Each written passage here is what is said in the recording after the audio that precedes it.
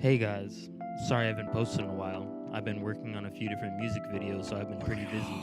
But I had to take some time today to bring you guys this breaking information. I have it on good authority that DJ Akademiks, also known as Livingston Allen, is indeed an FBI agent. I know what some of you are saying. Some of you are saying this is bullshit, but some of you are saying I knew it. I knew it the whole time. So I'm going to explain to you my research and give you a timeline and prove that DJ Akademiks is indeed an FBI agent. Okay, so number one, Tekashi 6ix9ine. After he and Tekashi did that interview, Tekashi blew up and they became good friends. A year and a half later, Tekashi's in jail. Number two, Blueface. Blueface goes on Complex, teaches Akademiks how to do the bust down dance. The next day, what happens? Blueface gets arrested for gun possession. Now, I don't know about you, but I've never even heard Blueface mention guns in his music, so that seems fishy. We'll come back to that later. Number three, 21 Savage. He did that documentary with Akademiks, and now all of a sudden he might be an immigrant and could be deported. Something just doesn't add up. I know what some of you might be thinking. This is all a coincidence. But if I showed you a trail of receipts, would you still think it's a coincidence?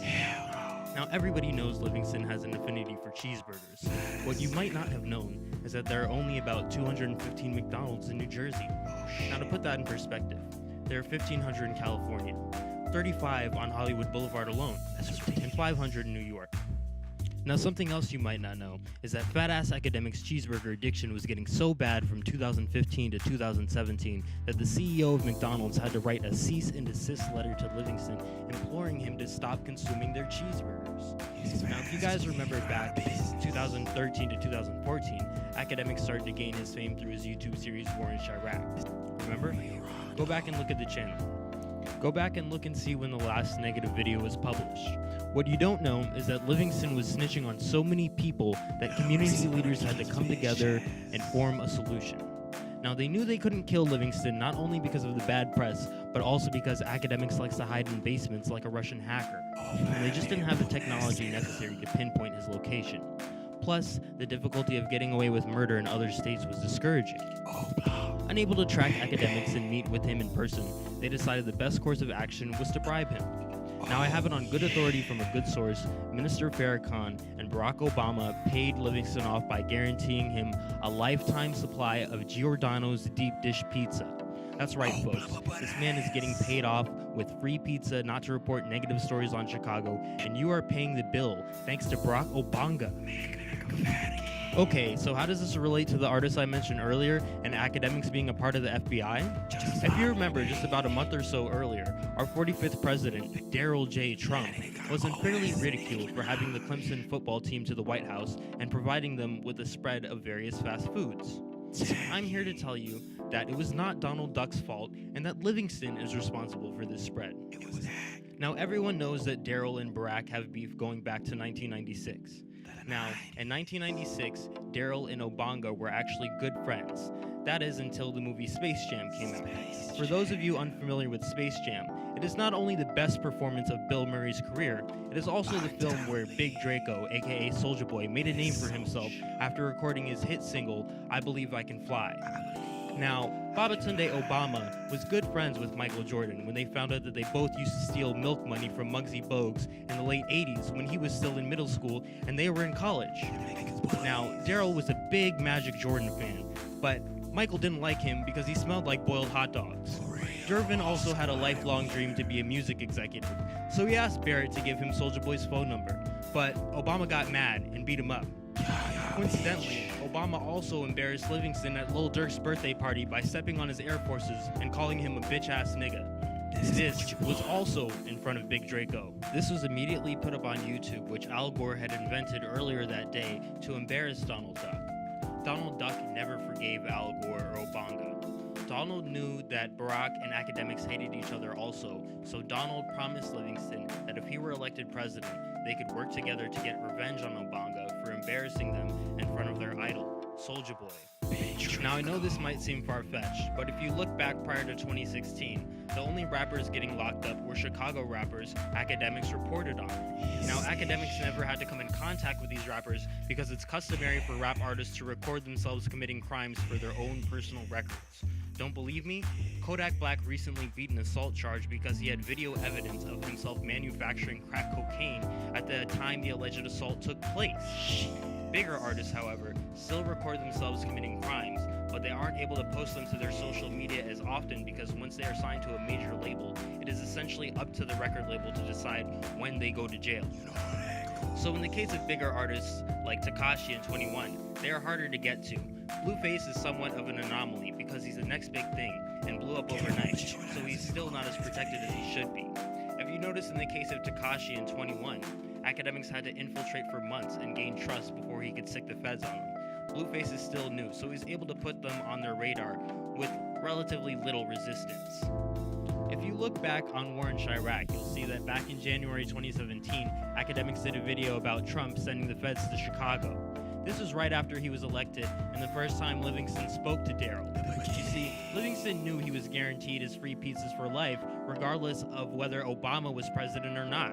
So he took advantage of Trump's victory to get the same deal he had with Obama, but for chicken wings. Livingston had his heart set on Wingstop, but since Rick Ross owns Wingstop, that was out of the question. Donald was able to guarantee KFC, which is some dry-ass bullshit, but Livingston agreed because he was also guaranteed unlimited sauce. Daryl also had a McDonald's installed in Akademiks' basement, so he no longer had to leave his basement for cheeseburgers or for Wi-Fi, which was a huge plus. Now, after this time, Akademiks was effectively on standby. He actually went to FBI training, but was never able to be certified as an agent due to his 46-minute mile time. At one point, they thought he had completed the mile requirements within the allotted time, until it was discovered that he had placed small electric motors in his Heelys. After about 8 months of this bullshit, Trump just had to pass an executive order asking the FBI to acknowledge him as an unofficial agent. During this time, Daryl was actually trying to get Tekashi 6ix9ine to sign to his record label, Golden Shower Records. At this time, Shadi was actually acting as 6ix9ine's manager. When Donald emailed Shadi about signing 6ix9ine, Shadi apparently called Donald a bitch-ass carrot man. This apparently upset Donald to no end. A lot of people call Donald Trump a racist, but what they don't know is that the only reason he wanted to build a wall between the US and Mexico is because he found out that Tekashi was of Mexican descent. When Shadi called him a bitch-ass carrot man, he was so upset he wanted to deport Tekashi and build a wall so he couldn't get back in. You see, Daryl felt racially profiled by Shadi and 6ix9ine and wanted no such hatred in his America, which is why he assigned Agent Livingston to become friends with Daniel Hernandez and investigate him for hate crimes. What DeAndre didn't count on is Livingston's insatiable hunger. You see, DeAndre is actually a sweetheart, what some people would describe as softer than a Pop-Tart. He really just cares about people, and he wants to do right by them. Remember that Clemson White House visit? It was on January 15th, exactly 1 week before Tekashi's scheduled hearing. And guess who was at the dinner? Livingston. As a matter of fact, he was there to debrief Trump on his teriyaki investigation, but he scheduled it during the Clemson visit, both as an excuse to have Donald procure him more delicious fast food, but also so our 45th president, Darius J. Trump, would be too distracted to know what he was really up to.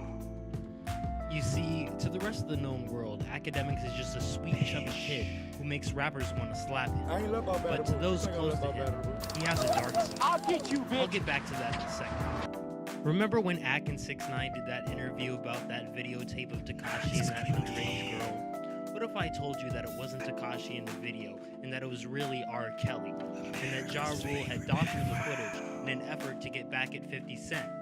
Don't believe me? It's all there in Netflix's Fire Festival documentary. Now, anyways, Livingston knew this about Tekashi when even Tekashi didn't know he was getting blackmailed by Ja Rule. But instead of telling Daniel this, he played along because he knew it could get him anything he wanted, including White Castle. Akademiks has always wanted to be a pimp. It's pretty obvious from the way he talks about women and his Hard on Thoughts movement. The only problem is he's too fat and ugly for any respectable woman to let him pimp them.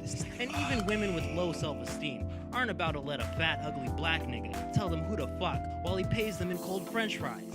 This is all to say that pimping women was out of the question for this nigga, but pimping rainbow-haired boys, now that was another story. Okay, sorry guys, I'm actually getting kicked out of this coffee bean right now. I actually bought a small pastry about 4 hours ago, but apparently you're not allowed to bring in your own espresso machine into the store.